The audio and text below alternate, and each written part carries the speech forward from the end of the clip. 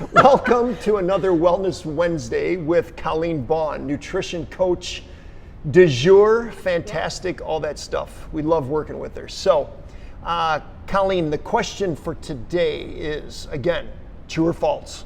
Putting you on the hot seat. The best way to lose weight is to go low carb.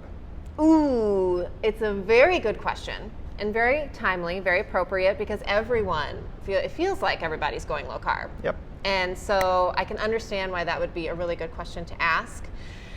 And again, the answer is sort of in between. So maybe it's a good idea, but it also may not be. So I want to address more of the how do you knows. And so if you're thinking about going low carb, I know it seems super easy. Mm-hmm. You know, I just don't eat bread and I just don't eat pasta and it's just super easy. Well, the problem is if we don't go low carb the right way for our personal needs, whether, depending on our age and our lifestyle, the way we exercise, for women, where you are in terms of your menstrual cycle and all of that stuff, it all is really important because carbohydrates help our balance in our body.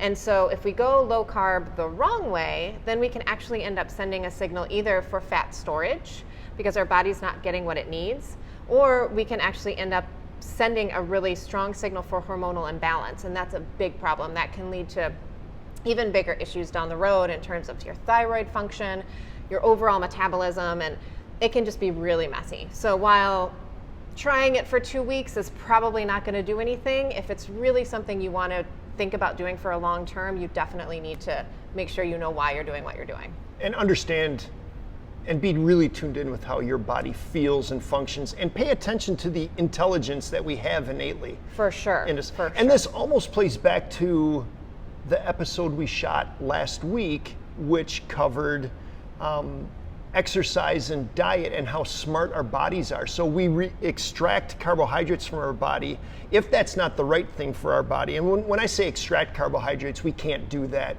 There's carbohydrates in a lot of variety of ways. It's not just starchy carbs, right? But our body can go into a survival mode and go, I need some of these macronutrients that I used to be getting, and I got to find them. Absolutely. Yeah. And that can be really problematic.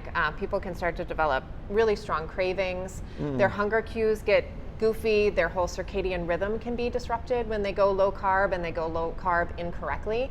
And then that again signals our hormones to do funny things, and it's just this huge cascade effect. So while again, it doesn't seem like a huge deal to just swear off the pasta and the breads and things like that, and for some people it can be a huge win. Yeah. But for a lot of people, especially if they don't do it correctly, then it can cause way more problems. Right. I've tried, low carb, a ketogenic diet, however you'd like to define it.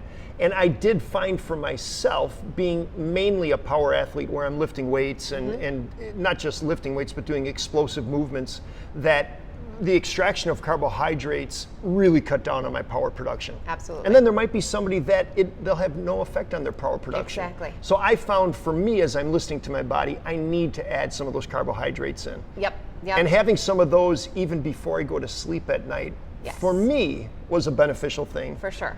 To get some carbohydrates in, helps me sleep. Yep, absolutely. And again, all super individual, and that's where the uniqueness, the coaching comes into play. We want to make sure that you're listening and you're learning from someone who can really tailor things to your unique needs. Yeah, awesome. Yeah. Great.